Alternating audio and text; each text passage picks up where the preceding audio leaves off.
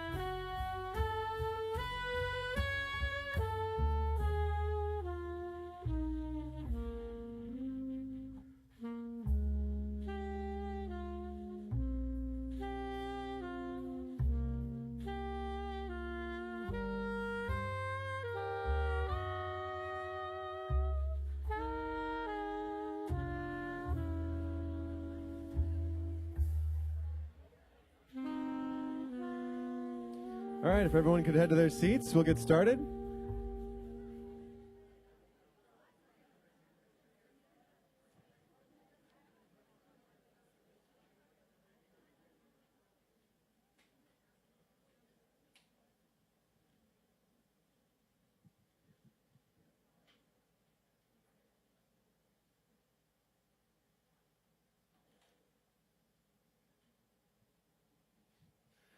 All right, please welcome our second presenter of the evening to the stage, Mr. Finnley James Smitheal with his thesis, Fight for Your Country, Toast to Your Freedom. Let's give him a hand.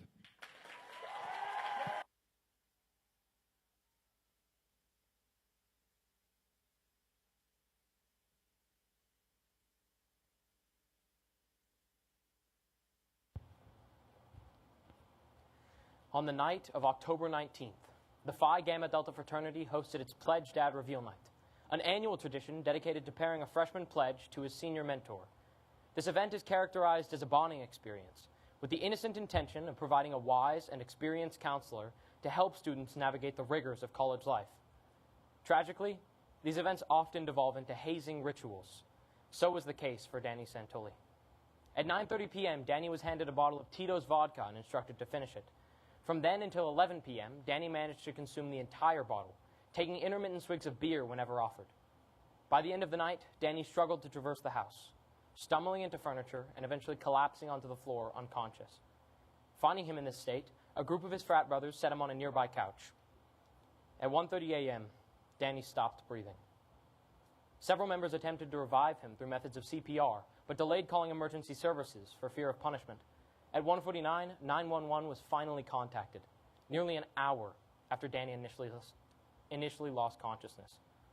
That night, Danny reached a blood alcohol content of 0.468%. That's nearly 6 times the legal limit. He suffered a severe anoxic brain injury. Danny can no longer walk, talk, or see. He requires round-the-clock medical care, the result of careless drinking in a society and culture that works so hard to demonize it. 4,000 underage individuals die every year due to excess alcohol consumption. That's 11 deaths per day. Demonizing alcohol isn't the answer. It has never worked, and it never will. These things happened to Danny in 2021, decades after the implementation of the blanket 21 minimum legal drinking age. We're attacking this problem in the wrong way.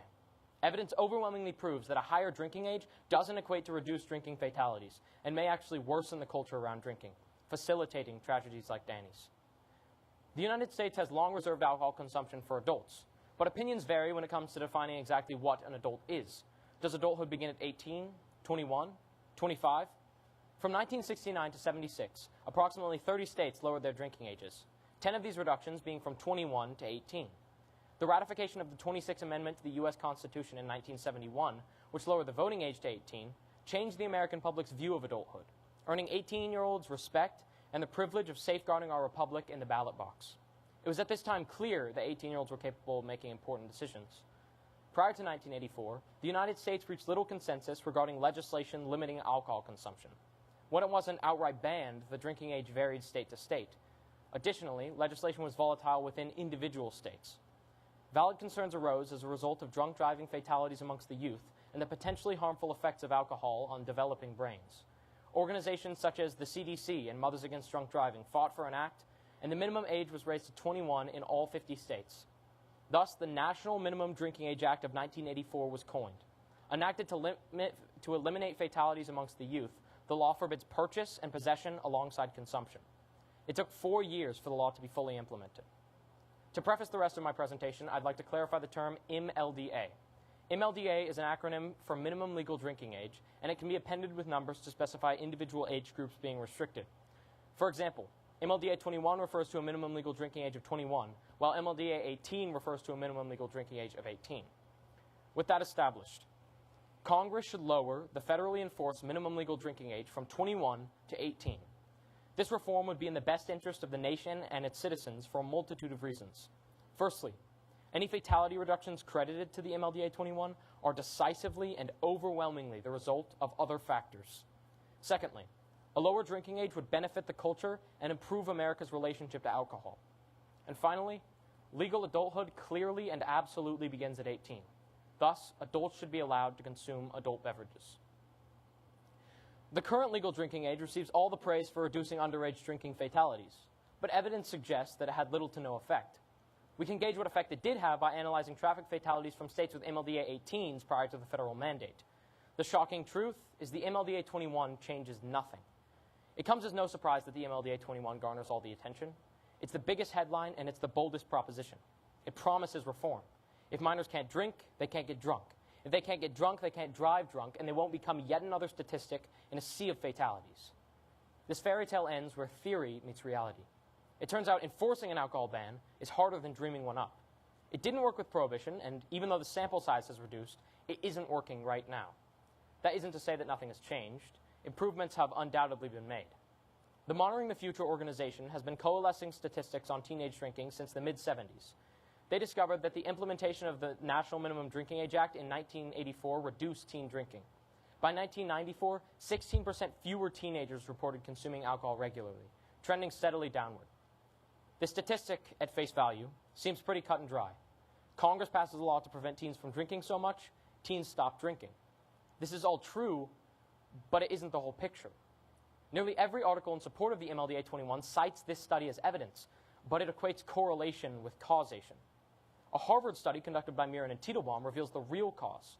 One point it touches on is that teenage drinking was already on a decline prior to the implementation of the MLDA 21.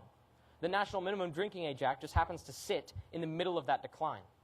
If it had enacted significant change, we would see an immediate dip in drinking reports following 1984. But all we get is a continuous trajectory set in motion years before. What about drunk driving, though? Aren't we primarily concerned with preventing preventable fatalities? Mirren and Teitelbaum spend the majority of their paper addressing this issue. Firstly, traffic fatalities did initially decrease, but only for a short period of time. Not even a decade after the implementation of the MLDA Act, deaths were on the rise. Secondly, the data as a whole misrepresents state-to-state effects. Some states already had MLDA 21s prior to federal implementation. When we examine these states who independently raised MLDA, such as Michigan and Massachusetts, we see significantly more potent reductions than states with MLDA 18s. I'll say that again.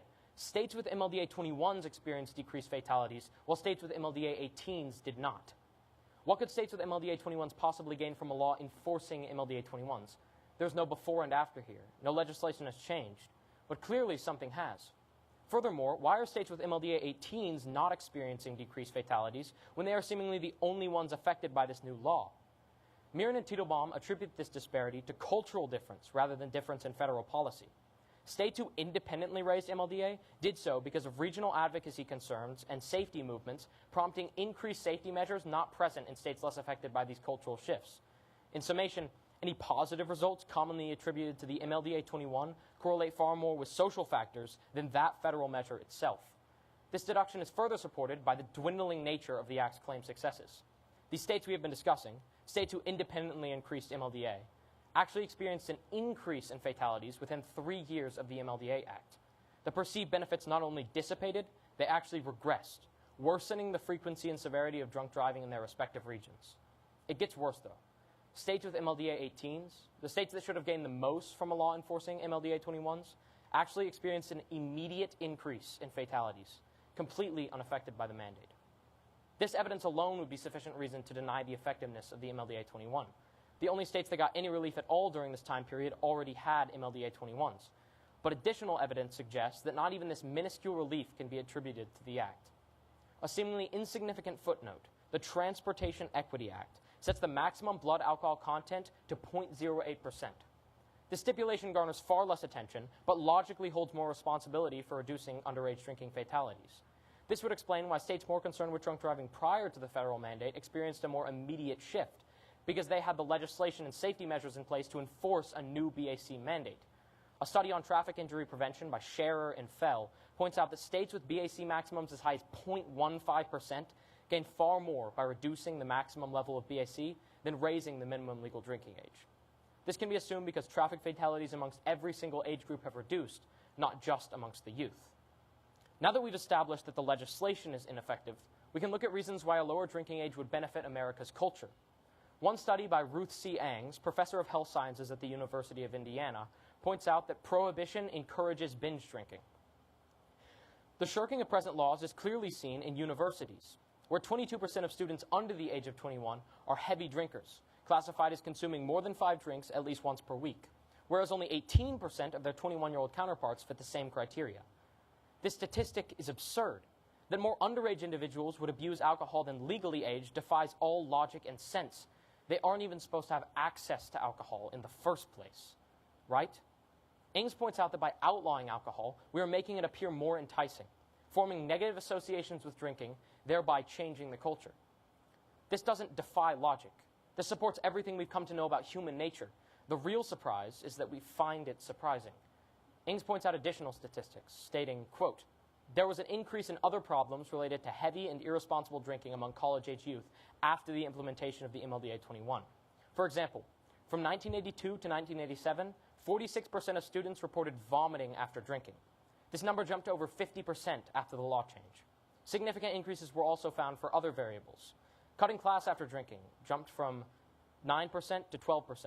Missing class because of a hangover jumped from 26 to 28. Getting lower grades because of drinking, 5 to 7. And been in a fight after drinking, 12 to 17%.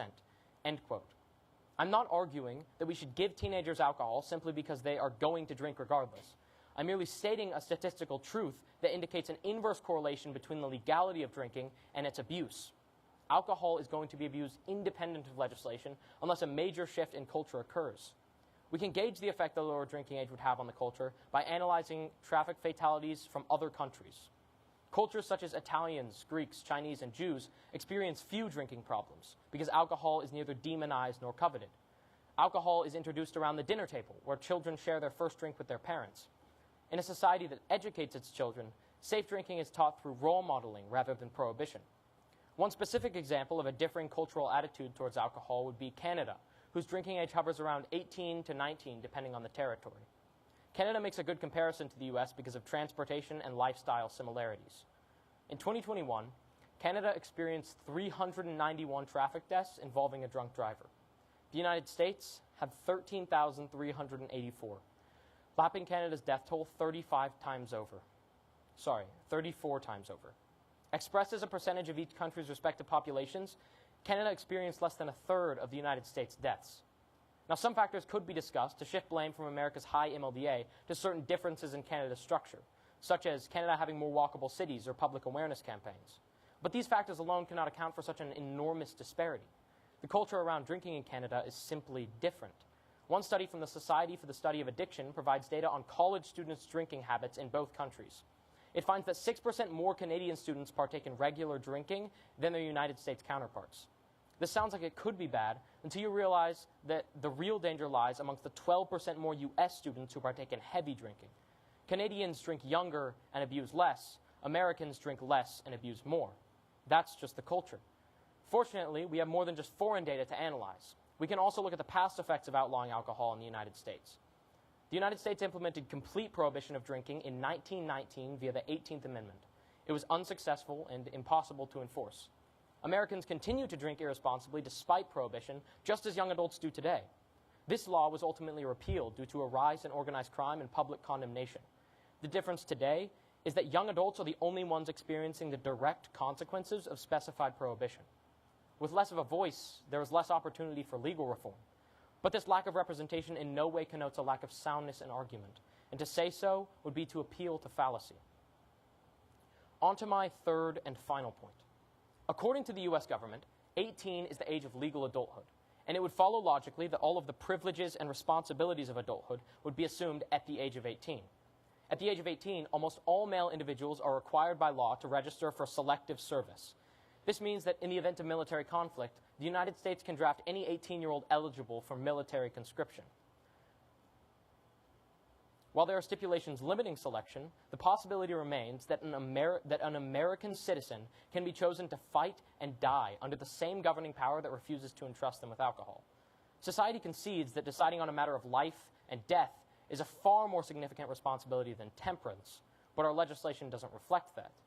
One recurring sentiment among veterans is aggravation caused by the disparity between being treated as children at home and adults overseas.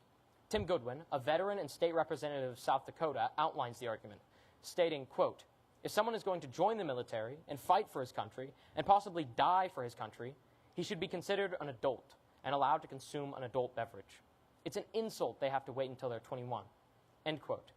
Additionally, many underage veterans consume alcohol during deployment in countries with lower MLDAs, only to have that right revoked upon their return to the U.S., like some twisted welcoming gift.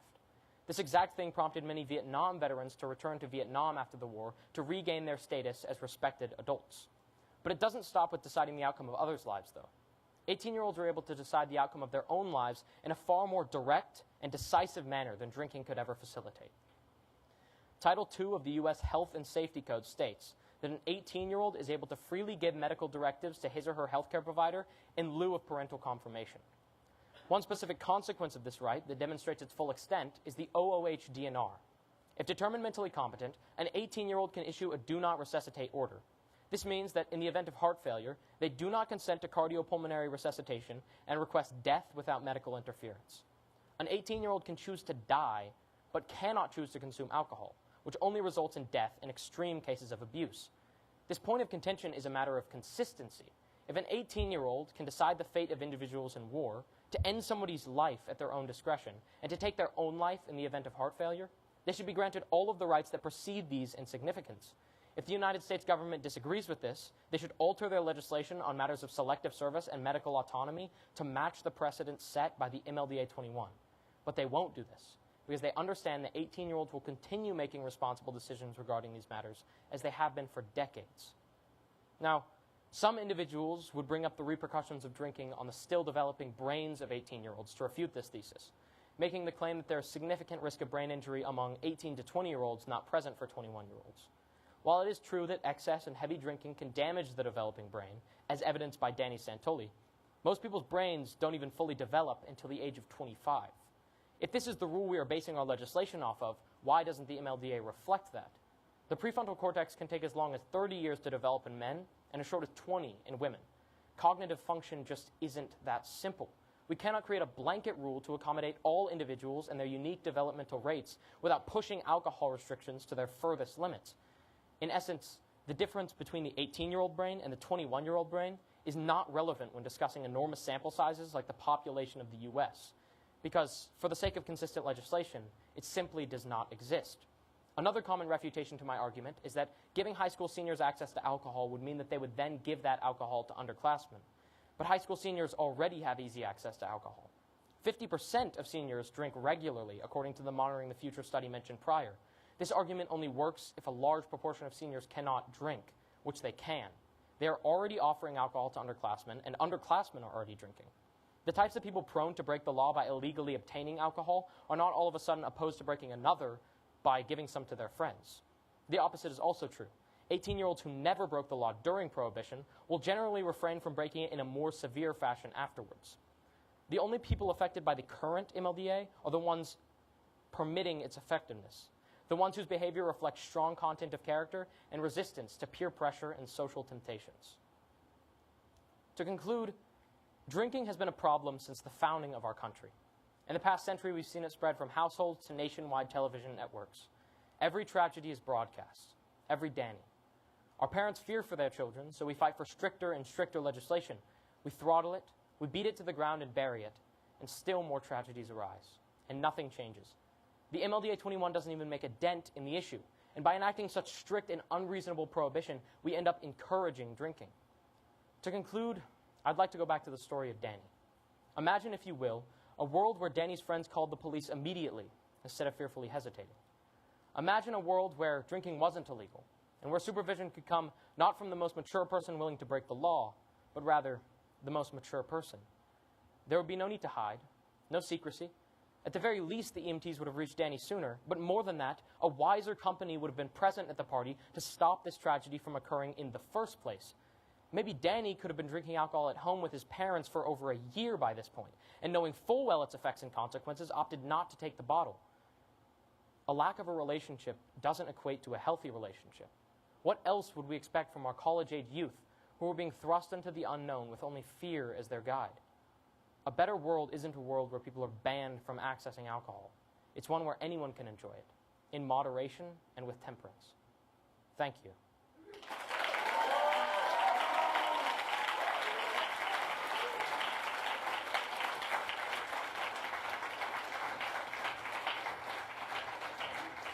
Thank you. Can I take off my jacket this time?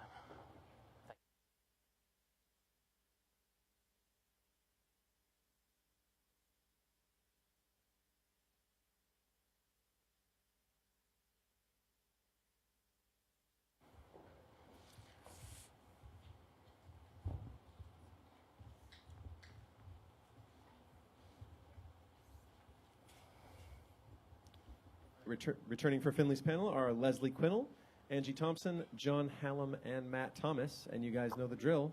Let's get started. Great job, Finnley. Thank you so much. One quick question for you regarding the alcohol and the types of alcohol that you're proposing, are you saying that 18-year-olds will be able to have access to all types? Are you thinking, is that what you're thinking? Yes.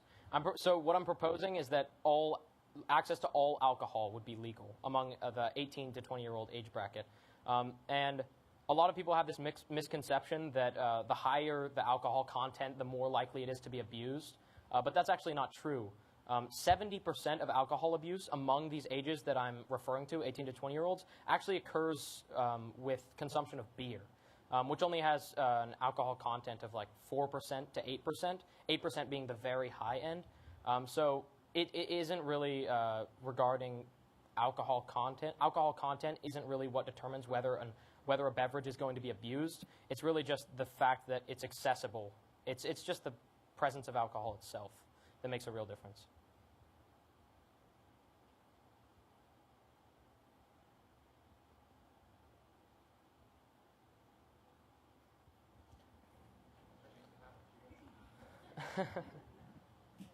Okay, good job, Finnley. Thank you. Quick question on this.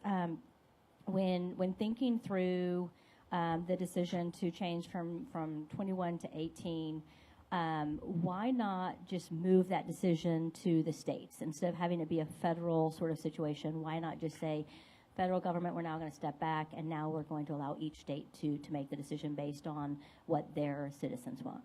Mm-hmm. So I don't think this is a problem of states' rights. I think this is just a problem of the legislation itself is not fostering a good relationship with alcohol among 18 to 20-year-olds. So even if a state, by popular decision, popular vote, decides that they would prefer if the minimum legal drinking age was 21, I don't think that would be in the best interest of any nation and its citizens. I think I think the federal mandate that we've applied of the MLDA 21 should be applied to the MLDA 18 in the same way, because what we have currently is an epidemic. We have a crisis of drinking among 18 to 20-year-olds, not just drinking, but alcohol abuse. And I think that the only way to combat this crisis is by reducing the minimum legal drinking age through federal mandate, not through giving it up to states' rights. Hey, great job, Finnley. Thank you.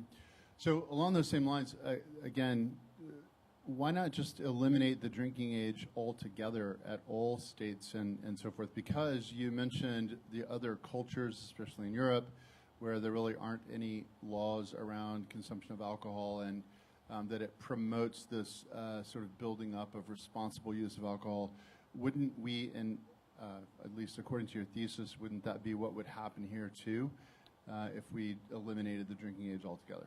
So a lot of these other countries I'm referring to, specifically Canada, they do have drinking ages. And I think a drinking age would be necessary in America. I think it would be a very risky move to eliminate drinking age altogether. That's a very politically risky move, because any consequences that occur as a result of that are going to be blamed on the law change. I also just think that a lot of what makes this argument bulletproof is the section about it being consistent with other legislation that 18-year-olds are currently afforded. You know, America is a country that is very concerned with its freedoms, its rights, and its privileges.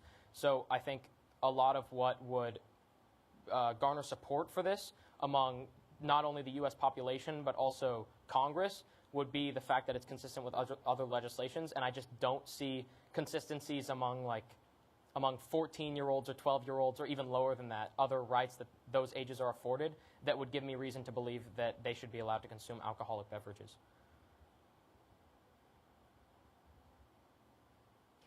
Okay, you mentioned Canada, and you kind of gave a reference about how they have MLDA 18, and you talked about how there was a decrease in traffic deaths. I think you said there was only 391 traffic deaths.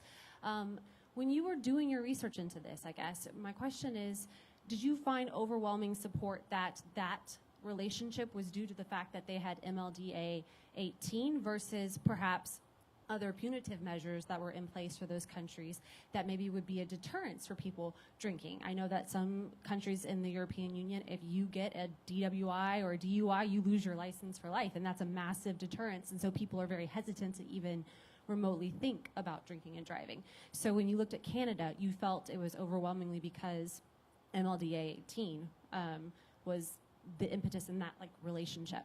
Yes. So Canada is the one I was specifically referring to because I believe it's the most similar to the United States regarding Not only its awareness and social campaigns, but also its punitive measures, like you just brought up. In fact, I think the United States, in some cases, is actually far more strict than Canada is regarding these matters. The United States, Canada typically doesn't give jail time to first-time offenders. It's not something that's typically on the table. A lot of what they implement is a base fine, a minimum fine of $1,000, and a year-long suspension of your driver's license. That they'll do that roadside suspension of your driver's license, which isn't always common in the United States, especially since a lot of the punitive measures vary and differ state to state.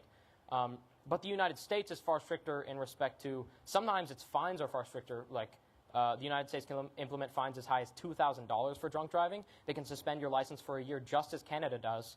And a lot of states, in fact, the majority of states, actually propose jail time. So you get jail time for first-time offenders, which is something that Canada does not do, or very rarely does, in very rare cases that are only associated with other crimes being committed in combination with the drunk driving. So like getting in accidents or harming other individuals.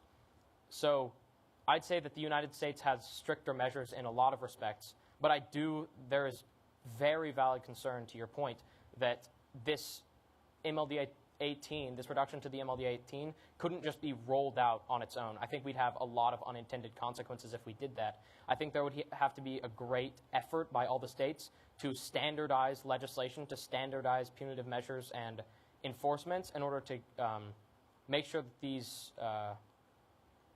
that certain laws are being properly enforced across all the states. We can't have some states not offering any jail time, offering fines as low as $200. That wouldn't be reasonable, and I think that would cause terrible things to happen if we just implemented this without regard for other legislation. Finnley, awesome job. I just need to say that was one of the most thorough arguments I've witnessed. They're really impressive. I want to say, you mentioned the crisis of drinking. I don't think your argument is that the primary cause of the crisis of drinking is the allure of the illegality of it. You just think it may have some, it may attribute to it somehow. Is that inaccurate? I think the majority of it is that. I think it's shaped a lot of the culture, is that teenagers aren't being introduced to alcohol in the household. They're being introduced to alcohol in their college dorms with their frat brothers. That's a lot of what shaped the party culture of America. This culture that is forcing consumption of alcohol in excess. It's not even that it isn't discouraged. It's almost encouraged nowadays. So I think that is a very significant factor. Okay. Yes, what if there's something else going on? Let's say, what if we are exponentially growing in childhood trauma, mental illness, things like that, and I question the not being clear on the cause of a problem and then attempting to address part of it without being fully aware of what is causing it. I just wonder if you could speak to that a little bit. Yes, of course. So a lot of these things you're referring to, like childhood trauma, that can be kind of hard to quantify. That can be kind of hard to take statistics on and measure. So there are certainly underlying things that are causing an increase in the abuse of alcohol amongst the youth, and that could totally be true. I think the question is whether the legislation exacerbates that problem or actually helps with it. And the current legislation we have in place is clearly exacerbating that problem. I mean, it clearly caused an increase in fatalities. So I think it just doesn't really make sense to keep the legislation stagnant and to just pray that we get a reduction in fatalities because of some other factor that legislation cannot directly influence goes down. I think it's more reasonable to take an active approach in changing that. So a lot of the statistics that you quote are around drunk driving, in fact, and I know Mothers Against Drunk Driving, that was a huge influence, as you mentioned. We already have technology today that would prevent people from starting their vehicle and getting behind the wheel through breathalyzers in the car, and we're probably less than a decade away from self-driving vehicles being the norm. So when that is the case, does it make this whole issue sort of go away? Because at that point, then there would be no reason for an 18-year-old to be drunk and then go drive. For that matter, for anyone to be drunk and go drive. What are your thoughts on that? Did you come across any research that sort of pointed to the future? So if that were the case, I actually haven't looked into that. That's interesting. I haven't looked into self-driving cars or the necessity of taking a breathalyzer before you are permitted to drive by your own vehicle. But I think if that did result in reduced fatalities, that would only be evidence more towards 18-year-olds should be able to consume alcohol, because now it's less of a problem that they're going to be abusing it and drunk driving on the road. So what we should be more concerned with is whether or not it's consistent with other legislations that 18-year-olds are afforded. And even if that was something that was in place, even if drunk driving fatalities were reduced by that, there's still other problems that are occurring. Like in the case of Danny I'm talking about, he wasn't drunk driving. He was just drinking alcohol in a house on a couch. And he still experienced life-altering consequences because of that. So I think even though drunk driving is the majority of what I'm trying to address with this law change, I think there are a subsect of other problems that would be addressed and would be fixed by this law change. Okay, so often if someone in Congress wants to put their support behind a bill or put something together, it's often in response to the citizens within their state, their city, right? So what would you say then if you're out wanting this bill to get passed? How would you respond to parents that would be afraid that in the same way that right now we see a lot of alcohol abuse from 18 to 21, it's kind of in that range. What would you say to parents that would be afraid that moving the drinking age to 18 would just shift the problem to a lower grade? So 14 to 18, and now all of a sudden you have, that happening in high schools even more and that sort of thing. What would you say to those parents? So I addressed that a bit in my second refutatio, which talks about if we give high school seniors to access to alcohol, they might then give that alcohol to underclassmen. And my refutation to that would be that the types of people prone to break the law by illegally obtaining alcohol currently aren't the types of people who are opposed to breaking another one by giving some to their friends. That threshold of breaking the law far reduces their opposition to breaking the law in a fashion that's a little bit more severe by giving some to their friends. And the types of people who aren't currently obtaining alcohol, it's just not likely that when they did finally obtain alcohol after this law change, that they would all of a sudden receive alcohol through legal means and then be willing to break a law that's worse than break a law that's more significant by giving some to underage individuals than it would have been if during Prohibition they had just simply drank. Because the consequences for giving law to the consequences for providing alcohol to minors is greater than the consequence for simply consuming alcohol yourself.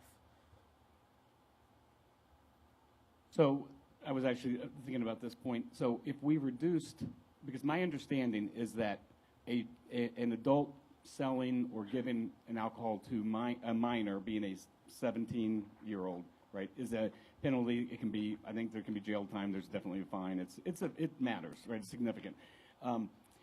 However, if you change the age to 18, are we going to have the same penalty for an 18-year-old giving alcohol to a 17-year-old? Have you thought about that end of things? Absolutely. I think the same penalty would be necessary, if not even a stricter penalty, because this new law is being implemented, and we would want to minimize the amount of growing pains that would occur after this law. But I absolutely believe that the same standard should be applied to current 21-year-olds that would be applied to 18-year-olds after the law change.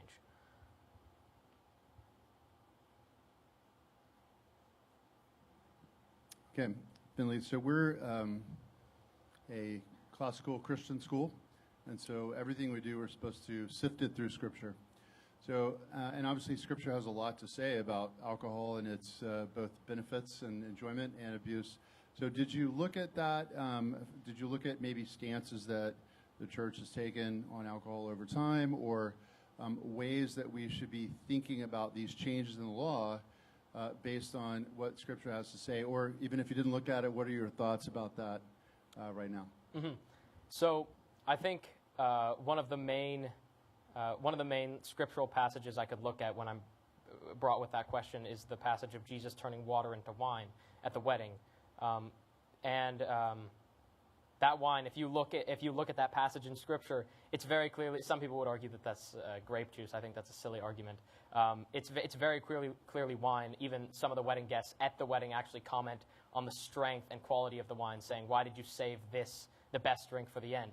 I think that the Bible overwhelmingly supports the enjoyment of a pleasure and a luxury that is God-given. I think the Bible overwhelmingly condemns the abuse of alcohol. And so what my legislation is proposing is a reduction in the abuse, an increase in the enjoyment. I fully believe that more underage at this point in time it would be legally aged individuals, that more legally aged individuals would consume alcohol after this law change, but just in their home, around the dinner table with their parents, enjoying alcohol not for the fact that it could get them hammered or get them drunk, but because of the quality of the alcohol itself and the enjoyment that that might bring.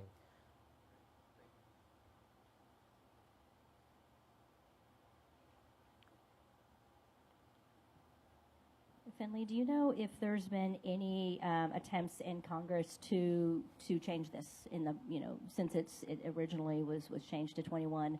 Have there been any laws kind of going in that direction? There has not been. The legislation has been very stagnant because it's a very, like I said before, it's a very politically risky move to do this, because the person that voices support for this law change and then enacts the law change is going to get all the flack for any negative events that occur afterwards, even if it isn't associated with that law and it's associated with a lack of enforcement of punitive measures like I was talking about earlier. So it's a politically risky move, so that's why I think most people have been opposed to making the law change. And that's why drinking ages pretty much stay where they are, if not to be raised. Because by raising the drinking age, it makes it appear as if you're doing something.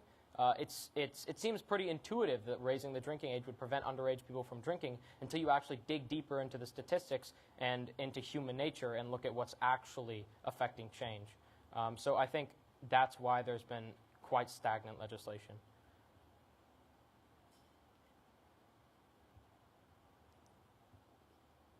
Follow up on that one.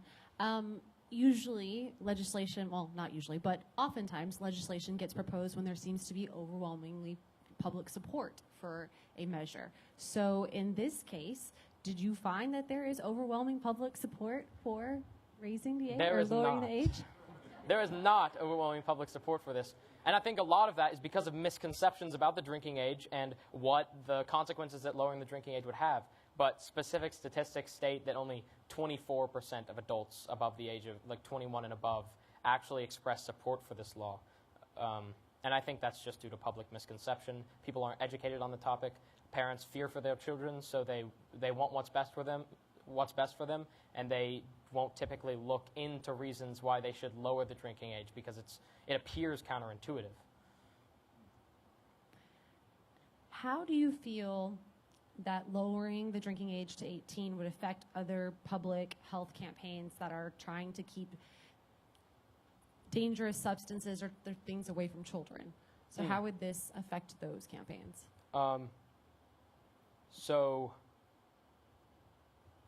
Pardon me. Are you asking how this would affect public health? Yeah, would this kind of set a precedence then going forward? Or saying, okay, well, if the drinking age is now 18, we can go ahead and change other things and vaping and all these different approaches. Does this kind of set a slippery slope in the sense of we're kind of saying it's okay to drink, we can do all these other things too? Oh, yes. So you're saying if we implemented a minimum legal drinking age of 18, that other things that are currently at higher ages or things that are completely banned altogether would follow suit. I think that alcohol is a unique case because it's something that isn't inherently harmful on its own. Alcohol is very clearly a legal substance as opposed to marijuana or other drugs. In the case of smoking, smoking is heavily discouraged. We have labels on smoking on cigarette packs that say stuff like this causes lung cancer, like this causes cancer. It's very clearly trying to discourage you from using that, whereas alcohol in no way has those types of warnings. Some alcohols do carry those warnings on them, but it's the exception and not the norm. And I think alcohol is a lot more akin to stuff like is a lot more akin to other legal privileges that 18-year-olds are afforded, like driving or Pardon me, I have something. Driving or prescription medication. Obviously, prescription medication has a specific purpose, so I'm not equating the two or conflating them. I'm just stating that there is a similarity there that doesn't exist for the alcohol, marijuana, or alcohol smoking boundary, because those things are inherently harmful. All right, let's give him a hand.